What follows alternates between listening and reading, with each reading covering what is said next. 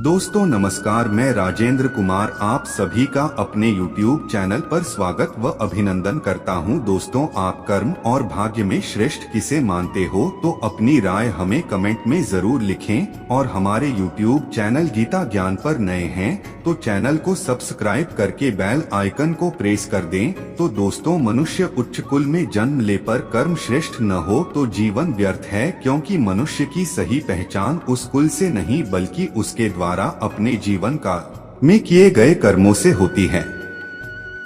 आज मनुष्य श्रेष्ठ कर्म न करने के कारण विभिन्न समस्याओं से ग्रसित हो गया है। बातों से कर्म श्रेष्ठ नहीं होते हैं। श्रेष्ठ बनने के लिए अपने जीवन में श्रेष्ठ कर्म आचरण उतारने से बनते हैं। सविता, भाग्य और कर्म का किसी विशेष वर्ग, जाति, भाषा और लिंग से नहीं बल्कि चराचर प्राणी जगत से संबंध है। मनुष्य जैसे ही पंचतत्वों से बने इस शरीर को लेकर मां के गर्भ से बाहर निकलता है, उसका कर्म आरंभ हो जाता है। यह कार्य तब तक चलता रहता है जब तक इस धरती पर वह अंतिम श्वास लेता है। इसलिए मानव जीवन को कर्मक्षेत्र कहा जाता है। मानव की जीवंतता उसके चलते रहने में, उसके कर्मशील बने रहने में ही है। इसीलिए जीवन की तुलना गाड़ी से की जाती है। इस कर्म क्षेत्र में कर्म के फल से ही जीवन में सुख दुख आते हैं। कर्म का फल यदि सुखद हो तो सुख की अनुभूति होती है, दुखद हो, निराशाजनक हो तो दुख की अनुभूति होती है। लेकिन हम सबके जीवन में अक्सर ऐसा भी होता है जब उसने कर्म अच्छा किया हो और उसका परिणाम या फल वैसा न मिला हो। कर्म के अनुकूल फल न मिलने और उसके अधिक या कम मिलने पर दोनों ही स्थितियों में हम भाग्य का नाम लेते हैं। इसीलिए कर्मफल और भाग्य ऐसे विषय हैं जिनके बारे में जानने के लिए हर व्यक्ति सदा आतुर रहता है। भारतीय चिंतन कर्म को प्रधान मानता है। गीता में कृष्ण समझाते हैं, तेरा अधिकार कर्म करना है, फल पर तेरा अधिकार नहीं है। लेकिन मनुष्य अपने कर्म के आधार पर ऊंच नीच, श्रेष्ठ निकृष्ट, अच्छे बुरे मनुष्य की कोटि में जाना चाहता है। यदि फल की चिंता नहीं करे तो फिर उसे भाग्य पर आश्रित रहना होगा, भरोसा करना होगा। अब मन में जिज्ञासा उठती है कि फिर भाग्य क्या है? किसी ने भाग्य को ईश्वर की इच्छा समझा है तो किसी ने भाग्य को समय का चक्र जिसे जीतना असंभव है। कोई मानता है कि जो आज का पुरुषार्थ है वही कल का भाग्य है। असल में भाग्य को ईश्वर प्रदत्त इसलिए मान लिया जाता है कि वह हमारे वर्तमान के कर्म पर आधारित नहीं होता। जब भी हमारी इच्छा के खिलाफ या इच्छा से कम या अधिक प्राप्ति होती है तो हम भाग्य को ही उसका आधार मान लेते हैं, लेकिन है वह भी कर्म का ही फल। जो दृश्य है वह कर्म और जो अदृश्य है वह भाग्य। जो दिखाई दे रहा है वह कर्म और जो नहीं दिखाई दे रहा है वह भाग्य। भारतीय चिंतन पुनर्जन्म पर विश्वास करता है। हमने जो जन्म लिया है उसका पिछले जन्म से भी और अगले जन्म से भी संबंध होता है। अर्थात हमारे कर्म का खाता आज भी हमारे साथ चल रहा है और जब पुनर्जन्म लेंगे तब भी वह कर्म खाता साथ चलेगा। इस आधार पर भाग्य की बात कुछ समझ आती है कि जिस तरह हमारा स्थूल धन अर्थात पूंजी, चाहे वह धन के रूप में हो या वस्तु के रूप में, वह हमारे मरने से समाप्त नहीं हो जाती, इसी प्रकार हमारे कर्म का खाता भी जरूरी नहीं कि हमारे एक जन्म के साथ समाप्त हो जाए, वह भी शेष रहता है। यही कारण है कि हम कर्म को भी प्रधान मानते हैं और भाग्य की बात भी कहते हैं। हम जैसे कर्म करेंगे वैसा ही हमारा बही खाता होगा और उसी के आधार पर हमें इस जन्म में संचित कर्म का फल प्राप्त होगा। इस तरह हमारा भाग्य भी कर्म से ही बनता है और भाग्य के मूल में भी कर्म ही होता है। भाग्य का प्रभाव मनुष्य में ही नहीं सभी प्राणियों में देखा जा सकता है। एक कुत्ता किसी धनवान के घर में रहता है और एक साधारण व्यक्ति के घर में। एक शेर चिड़िया घर में रहता है और एक जंगल में। एक जानवर गुस्सैल और कटखना तथा दूसरा बेहद शांत और सीधा होता है। कर्म और भाग्य का प्रभाव आप उनके जीवन में भी देख सकते हैं। यह विचार नगर के श्री राम मंदिर में चल रही श्रीमद् भागवत कथा के दौरान मीनाक्षी देवी ने व्यक्त किए। उन्होंने कहा कि श्रीमद् भागवत कथा जीवन में श्रेष्ठ कर्म करने की सीख देती है और अपने कुल और आहोदे से उठकर अपने कर्मों से अपनी पहचान बनाने को बल देती है।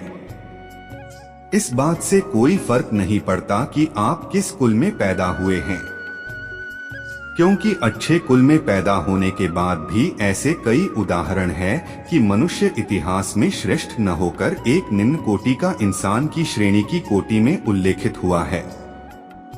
महाभारत के इतिहास में अश्वत्थामा का नाम, जो गुरु श्रेष्ठ द्रोणाचार्य के पुत्र होने के बाद भी अपने निम्न एवं धर्म विपरीत कर्मों की वजह से भगवान श्री कृष्ण की अभिशाप को भोगना पड़ा।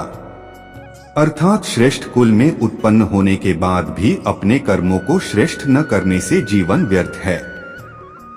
वर्तमान में आज मनुष्य एक दूसरे से आगे निकल की होड़ में अपने कर्मों को निम्नतम स्वरूप देता जा रहा है और अपना जीवन व्यर्थ कर रहा है। मानव को अपने जीवन को सफल बनाने के लिए अच्छे कर्मों की ओर अग्रसर होना परम आवश्यक है। बात आती है कर्म की। हम मनुष्य के हाथ में सिर्फ यही है कर्म, और हम यही कर सकते हैं, अपना काम करें और भाग्य को ईश्वर पर छोड़ दें।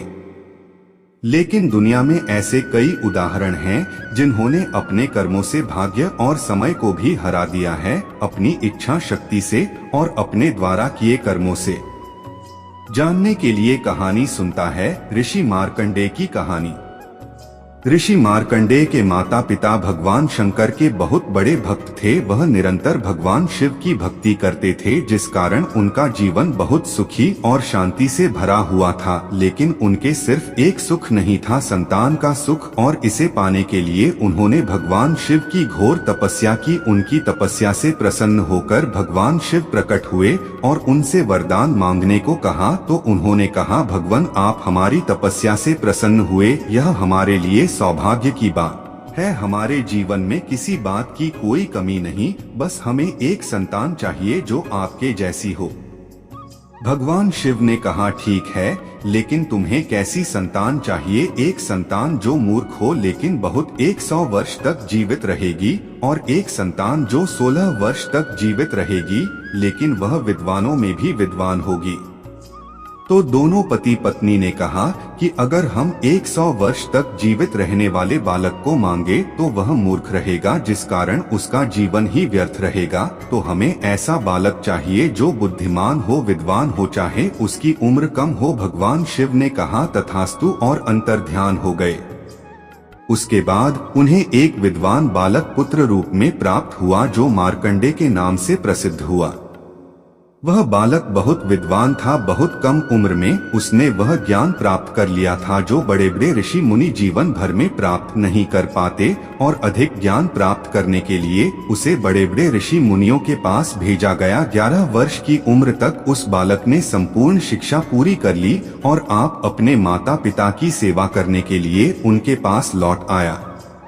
लेकिन मार्कंडेय के माता पिता बहुत दुखी थे, क्योंकि उनके पुत्र की आयु समाप्त होने वाली थी। बालक बुद्धिमान था तो उसने अपने माता पिता के दुख को अनुभव कर लिया और उनके दुख का कारण पूछा, लेकिन माता पिता ने नहीं बताया। तो बहुत प्रयास करने के बाद माता पिता ने मजबूर होकर उसे बताया कि उसका जीवन मात्र 16 वर्ष का है, उसके बाद उसकी मृत्यु हो जाएगी। यह बात सुनकर बालक मार्कंडेय ने निश्चय किया कि वह अपने माता पिता के इस दुख को जरूर दूर करेगा। इसलिए वह बालक अपने माता पिता का आशीर्वाद लेकर तपस्या करने के लिए जाने लगा। लेकिन उसके माता पिता ने कहा कि बेटा, इस बात का कोई फायदा नहीं है, क्योंकि यह वरदान स्वयं महादेव ने दिया है। यही तुम्हारा भाग्य है। तुम चाहे कितनी भी कोशिश कर लो, तुम्हारा भाग्य नहीं बदल सकता। जितना समय तुम्हारे लिए लिखा गया है वही तुम्हारे लिए निश्चित है। बालक ने कहा, मैं यह सब नहीं जानता, मैं सिर्फ इतना जानता हूँ कि मुझे आपके दुख को किसी भी तरह दूर करना है, बस। अगर बालक मार्कंडेय वनों में चले गए भगवान शिव की तपस्या करने। उन्होंने मिट्टी का शिवलिंग बनाया और उसी के सामने तपस्या करने के लिए बैठ गए और घोर तपस्या करते रहे। सर्दी, गर्मी, बरसात, तूफान, सभी मौसमों में वह अपने लक्ष्य से डिगे नहीं और निरंतर तपस्या करते रहे। इसी तपस्या के दौरान उन्होंने एक मंत्र का निर्माण भी किया।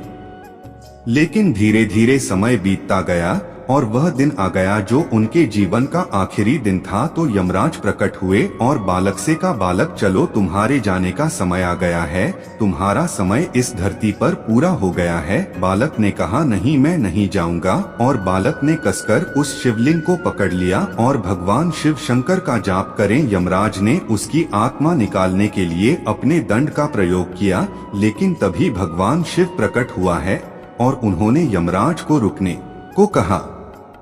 तो यमराज ने कहा, प्रभु, मैं अपने कार्य को पूरा कर रहा हूँ, जो मेरा कार्य है और यही सृष्टि का नियम। भगवान शिव ने कहा कि नहीं, तुम इस बालक को नहीं ले जा सकते, इसने मुझे पसंद किया है अपनी भक्ति से, अपनी तपस्या से। तो यमराज ने कहा, क्षमा करना, लेकिन यह काल के विरुद्ध होगा। महादेव ने कहा, मैं स्वयं महाकाल हूँ और मैं इस बालक को अमरत्व प्रदान करता हूँ, क्योंकि इस बालक ने तपस्या करते हुए जिस मंत्र का निर्माण किया है उससे इसने अपनी मृत्यु पर भी विजय पाली है। यह काल और समय से परे चला गया है। यह इस धरती के लिए इतना महत्वपूर्ण हो गया है, इसका जीवित रहना इस धरती के लिए आवश्यक है। इस तरह बालक मार्कंडेय ने अपने भाग्य और समय पर भी विजय पाली और मार्कंडेय को महर्षि मार्कंडेय के नाम से जाना जाता है। दोस्तों, भागवत गीता के अनमोल विचार आप कैसे लगे, हमें कमेंट में अपनी राय जरूर दें। और वीडियो पसंद आई हो तो वीडियो को लाइक करके चैनल को सब्सक्राइब करें। हमारी पूरी वीडियो देखने के लिए बहुत बहुत धन्यवाद। जय श्री कृष्णा।